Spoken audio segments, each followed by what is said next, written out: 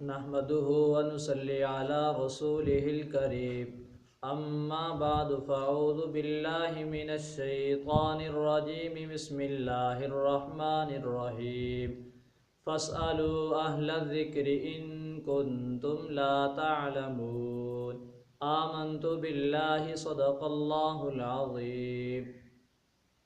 معزز سامعین، آج سے ہم سوال و جواب کی نشست شروع کر رہے ہیں۔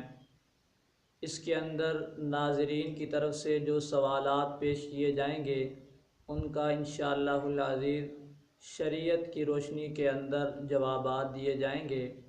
آج کے سوالات، پہلے نمبر پر سوال یہ ہے کہ کیا فرماتے ہیں مفتیان کرام اس مسئلے کے بارے میں کہ جنازہ کے ساتھ بلند آواز سے کلمہ شہادت پڑھنا کیسا ہے؟ یعنی جس وقت نماز جنازہ قبرستان کی طرف لے جایا جا رہا ہوتا ہے تو لوگ بلند آواز سے کلمہ شہادت پڑھتے ہیں، اس کا شرعی کیا حکم ہے؟ جواب: جنازہ کے ساتھ بلند آواز سے کلمہ شہادت پڑھنا مکروہ ہے۔ جنازہ میں شریک لوگ اگر ذکر کرنا چاہیں تو اپنے دل میں ذکر الہی کریں۔ آواز بلند کرنے اور نعرہ لگانے کو علماء نے مکروہ لکھا ہے کیونکہ وہ عبرت و فکر کا مقام ہے۔ ایسے وقت خاموش رہنا بہتر ہے۔ فتاوی عالمگیریہ جلد اول صفحہ نمبر 162 کے اوپر لکھا ہے وَعَلَى مُتَّبِعِ الْجَنَازَةِ الصُّمْتُ کہ لازم ہے جنازہ کے پیچھے چلنے والے کے لیے خاموش رہے۔ وَيُكْرَهُ لَهُمْ رَفْعُ الصَّوْتِ بِالذِّكْرِ وَقِرَاءَةِ الْقُرْآنِ اور مکروہ ہے بلند آواز سے ذکر کرنا اور قرآن پاک کی تلاوت کرنا۔ وَإِنْ أَرَادَ أَنْ يَذْكُرَ اللَّهُ تَعَالَى پھر اگر وہ اللہ کا ذکر کرنا چاہیں يَذْكُرُ فِي نَفْسِهِ تو وہ اپنے دل کے اندر ذکر الہی کریں۔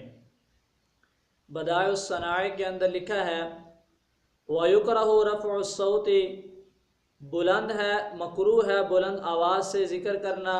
کان اصحاب رسول اللہ صلی اللہ علیہ وسلم یکرہون الصوت عند ثلاثۃ کہ اللہ کے رسول صلی اللہ علیہ وسلم کے صحابہ اس چیز کو مکروہ سمجھتے تھے، ناپسند سمجھتے تھے کہ 3 مقامات کے اوپر آواز کو بلند کیا جائے: عند القتال وعند الجنازۃ والذکر۔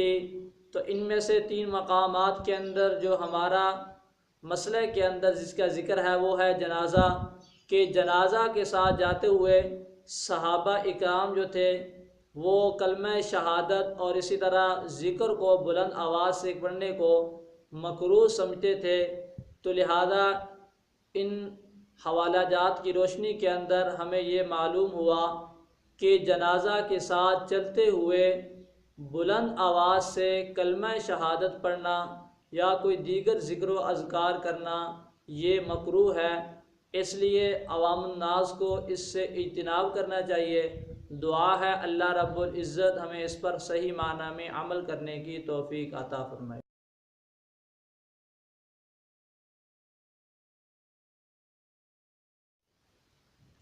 سوال نمبر 2، نہانے کے بعد بعض لوگ کہتے ہیں کہ وضو کرنے کی ضرورت نہیں رہتی۔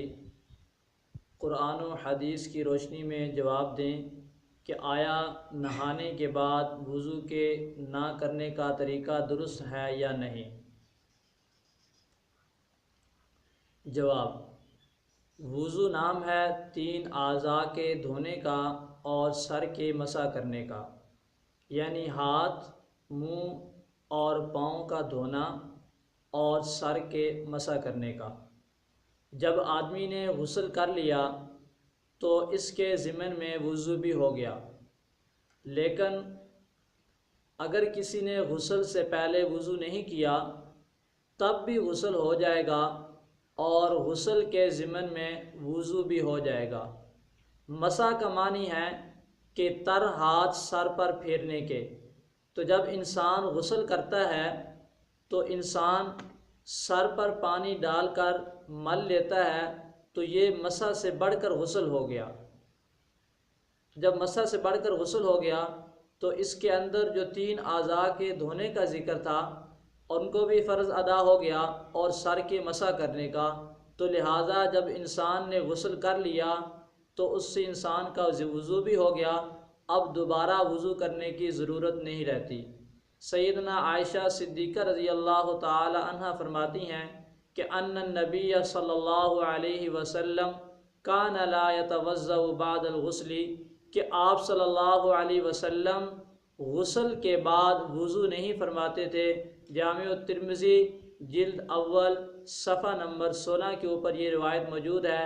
لہذا اس حدیث کی روشنی میں ہمیں یہ مسئلہ معلوم ہو گیا کہ جب انسان نے غسل کر لیا تو بہتر تو یہ ہے کہ غسل سے پہلے وضو کیا جائے تاکہ اس سنت پر عمل ہو جائے، لیکن اگر کسی نے غسل سے پہلے وضو نہیں کیا اور اکیلا غسل کیا تو غسل کے ضمن کے اندر تب بھی اس کا وضو ہو جائے گا۔ اب اس کے بعد اس کو دوبارہ وضو کرنے کی الگ سے ضرورت نہیں، اسی غسل سے اس کا وضو ہو جائے گا، جیسا کہ سیدہ عائشہ صدیقہ رضی اللہ تعالی عنہا نے حدیث کے اندر آپ صلی اللہ علیہ وسلم کا عمل یہ نقل کیا ہے کہ آپ صلی اللہ علیہ وسلم کان لا یتوضأ بعد الغسل، کہ غسل کے بعد دوبارہ وضو نہیں فرماتے تھے۔ لہذا جب انسان نے غسل کر لیا تو اس کے بعد دوبارہ وضو کرنے کی ضرورت نہیں، اس کے انسان اپنی نماز بھی ادا کر سکتا ہے، تلاوت بھی ادا کر سکتا ہے، اور جو بھی دیگر ذکر و عبادت کرنا چاہے اس سے وہ اپنے تمام فرائض کو ادا کر سکتا ہے۔